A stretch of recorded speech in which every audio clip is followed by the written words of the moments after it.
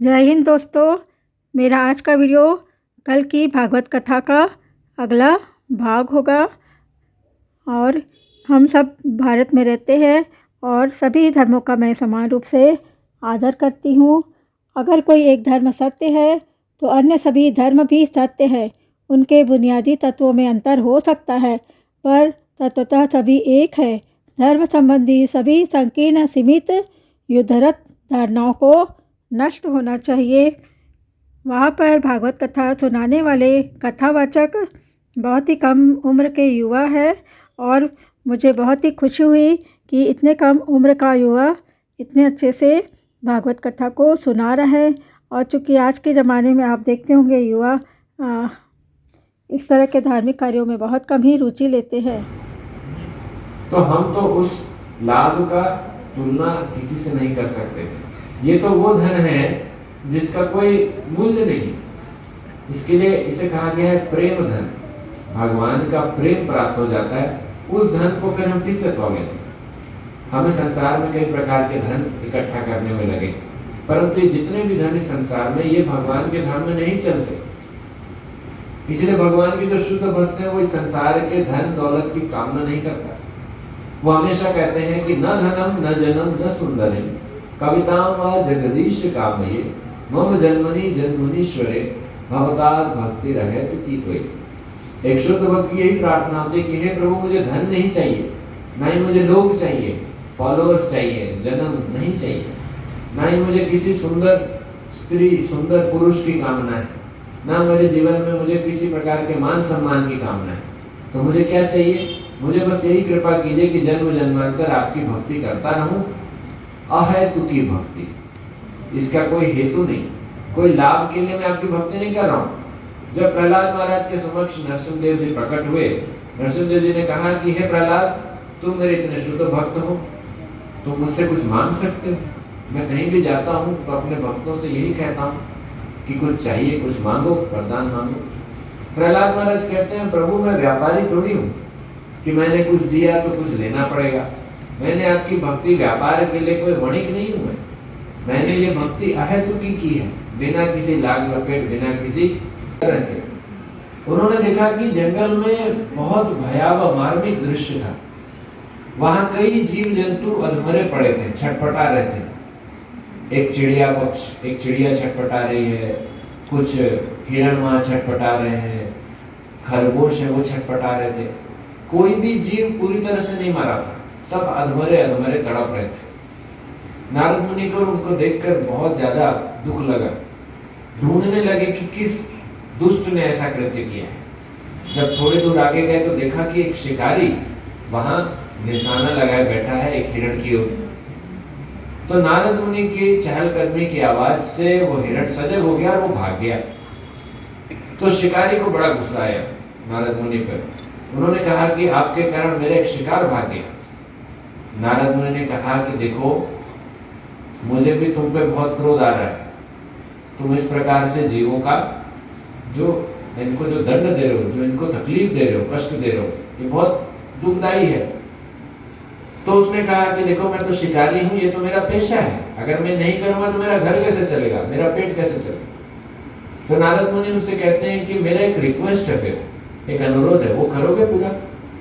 मैं तुमको नहीं कहूंगा कि मत मारो, मेरा एक ही अनुरोध है, तुम इनको आधा मत मारो, पूरा मारो।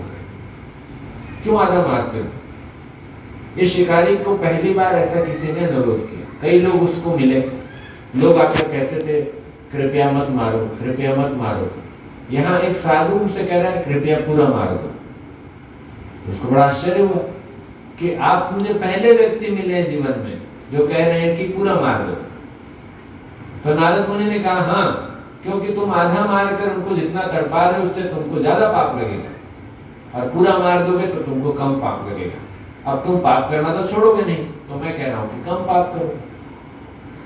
जो इस प्रकार से लोग अगर किसी जीव को जितना तड़पाते हैं और उससे मृत्यु को प्राप्त होते हैं, उतना ज्यादा उनको तकलीफ होता है।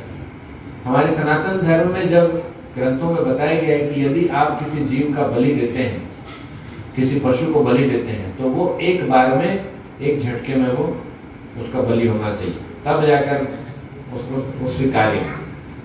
जहाँ पर वेदों में बताया गया है, पुराणों में बताया गया है कि पशु बलि के कुछ नियम है। कहते हैं ऋणं कृत्वा घृतं पिबेत् यावत् जीवेत् सुखं जीवेत् भस्मीभूतस्य देहस्य किं पुण्यं। वो बोलते हैं अगला जन्म कौन देख रहा है, एक दिन भस्म बनना है, मरने के बाद जला देते हैं, भस्म हो जाते हैं। तो भाई मजे करो, लोन ले लेके ऋण लो और घी पियो, इंद्रिय तृप्ति करो, इस जीवन का क्या भरोसा, कभी भी समाप्त हो जाए। तो नारद मुनि बोले रुको रुको, तुमको क्या प्रमाण चाहिए, अगला जीवन होता है कि नहीं।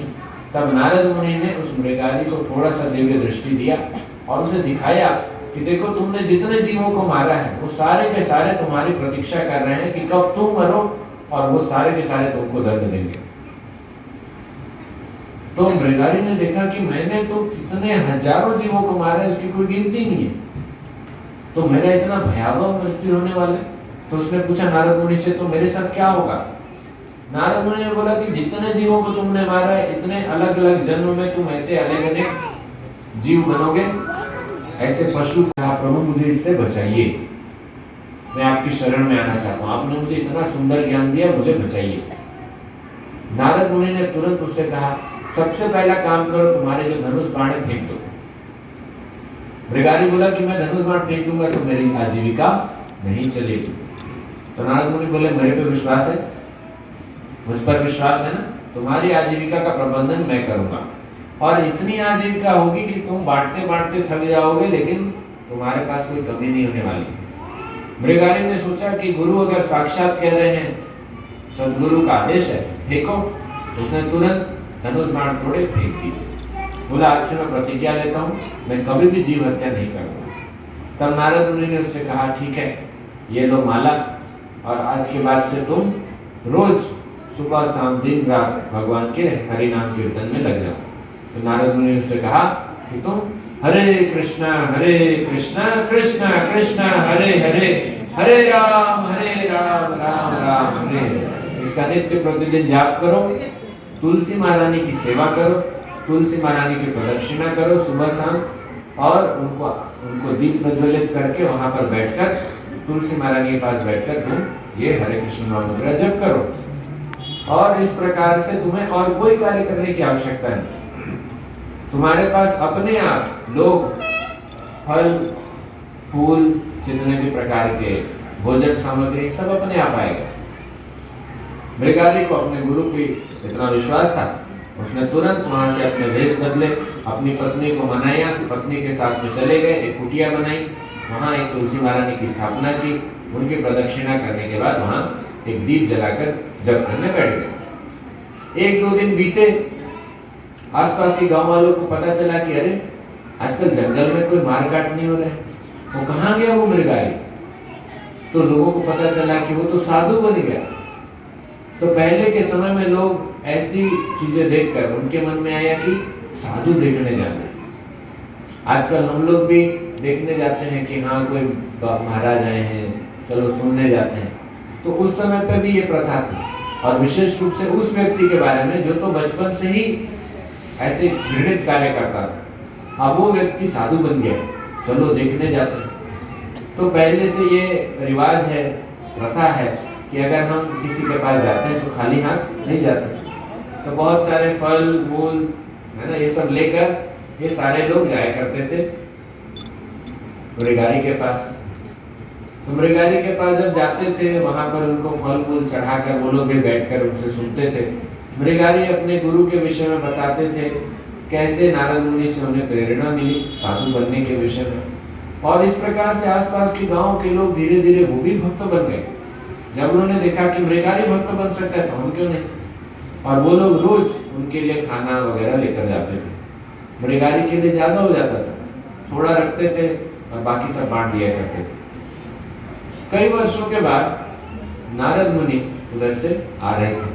उन्होंने सोचा कि चलो अपने शिष्य से मिलते हैं, कैसा है हालचाल पूछते हैं। नारद मुनि के साथ में उनके एक मित्र थे पर्वत मुनि। उन्होंने पर्वत मुनि से कहा कि आइए मैं आपको मेरे एक शिष्य से मिलवाता हूँ। तो जब नारद मुनि पास में पहुंचे कुटिया के, मृगारी ने देखा कि गुरु जी आए हैं इतने दिनों बाद, तो गुरु जी का सौभाग्य आज उनका दर्शन हमको प्राप्त होगा। तो दौड़ पड़ा गुरु जी को प्रणाम करने के लिए। पर जब वो दौड़े तो बीच में जैसे हम लोग उछल कूद करते हैं ना, ऐसे सामने थोड़ी दूर रुक के वो कपड़े से उस जगह को, जमीन को थोड़ा साफ करने लगे। तो जो पर्वत मुनि थे उन्होंने पूछा, नारद मुनि ने भी पूछा, अरे तुम प्रणाम करने के लिए जमीन को साफ कर रहे हो? तो उन्होंने बोला, नहीं नहीं प्रभु, ऐसा नहीं है, मैं मार्ग में आ रहा था, बहुत सारी चींटियां जा रही थी, इसीलिए मैं उनसे बचने के लिए थोड़ा देर प्रयास किया कि पैर उस पे ना लगे। अब मैंने देखा यहाँ ढेर सारी चींटियां, तो मैं उनको थोड़ा हटा रहा था ताकि उनको कोई चोट ना पहुंचे। तो नारद मुनि ने कहा, ये वही मृगाली है जो जीव जंतुओं को अधमरा मारकर बड़ा आनंद प्राप्त करता था। अब एक छोटी चींटी भी बचाने के लिए इसमें इतनी दया है। तो ये भगवान के नाम जप करने से, भगवान की भक्ति करने से एक भक्त में इतने सारे शुद्ध गुण आ जाते हैं कि वो एक छोटी सी छोटी चींटी को भी मारना नहीं चाहता। ये होता है दया। तो इसीलिए आप सभी से अनुरोध है कि हम भी इसी प्रकार से भागवतम का अध्ययन करते हुए, भक्तों के सानिध्य में रहते हुए शुद्ध भक्ति को प्राप्त करें और ऐसे उच्च दिव्य गुण को प्राप्त करें जो कि भगवान के भक्तों में होते हैं। तो ये तभी संभव है जब हम भगवान का दिव्य हरे नाम, हरे कृष्ण कृष्ण कृष्ण हरे हरे, हरे राम राम राम हरे हरे, भगवान का नाम जप करें, जिससे हमें दिव्य गुण अपने आप उत्पन्न होते जाए। हरे कृष्ण। का नाम को सुनना महत्वपूर्ण है, बोलने से ज्यादा महत्वपूर्ण है सुनना। इसीलिए भक्ति के 9 अंग में सबसे पहला अंग है श्रवणम। प्रहलाद महाराज से जब पूछते हैं हिरण्यकशिपु कि तुमने गुरुकुल में क्या सीखा, प्रहलाद महाराज कहते हैं, श्रवणम कीर्तनम विष्णु स्मरणम पाद सेवनम अर्चनम वंदनम दास्यम साख्यम आत्मनिवेदनम। कि मैंने पिताजी ये भक्ति के 9 अंग सीखे हैं। पहला है श्रवणम, सबसे पहला श्रवणम, दूसरा कीर्तनम अर्थात बोलना, तीसरा विष्णु का स्मरणम, चौथा विष्णु पाद सेवनम, उनके चरणों की सेवा करना, फिर है वंदनम अर्थात प्रार्थना करना, वंदनम के बाद आता है अर्चना, भगवान की पूजा अर्चना करना, फिर दास्यम अर्थात उनकी दास्य भाव से सेवा करना, साख्यम सखा रूप में सेवा करना, और अंतिम है आत्मनिवेदन, पूर्ण रूप से शरणागत हो जाना। सबसे पहला अंग है भगवान की भक्ति का सुनना। सुनते हैं तो भगवान के लिए रुचि जागृत होती है, श्रद्धा जागृत होती है, इसीलिए हमें सुनना चाहिए। माता रुक्मिणी भी भगवान कृष्ण के बारे में सुन कर उनसे प्रेम जागृत हो गया। ऐसे ही हम कथा सुनकर भगवान के लिए प्रेम जागृत करते हैं, और भगवान का हरि नाम सुनकर भी प्रेम जागृत करते हैं। रोज तो कथा होगी नहीं, रोज तो कीर्तन हमारे घर में कोई आकर करेगा नहीं, तो हमें खुद ही जिम्मेदारी लेनी चाहिए कि हम बैठकर ग्रंथ का अध्ययन करें परिवार के साथ में, कम से कम 5 से 10 मिनट निकालें, रामायण का, भागवतम का, गीता का। यहाँ पर देखिए ग्रंथ हैं, आप मंदिर में आकर बैठिए 5 मिनट, अपने परिवार के साथ आइए 5-10 मिनट बैठकर यहाँ ग्रंथ पढ़कर जाइए, भगवान के सामने ग्रंथ पढ़िए, ताली बजाकर 5 मिनट कीर्तन कीजिए। इस तरह से हम लोग अपने आप को जब अपने कानों के माध्यम से ही जब भगवान की कथा, भगवान का कीर्तन सुनते हैं, उससे ये लाभ होता है। हरे कृष्ण। श्रील प्रभुपाद की जय। निताय गौर प्रेमानंदे। हरि हरि बोल। सभी भक्तवृंद की जय। हरे कृष्ण।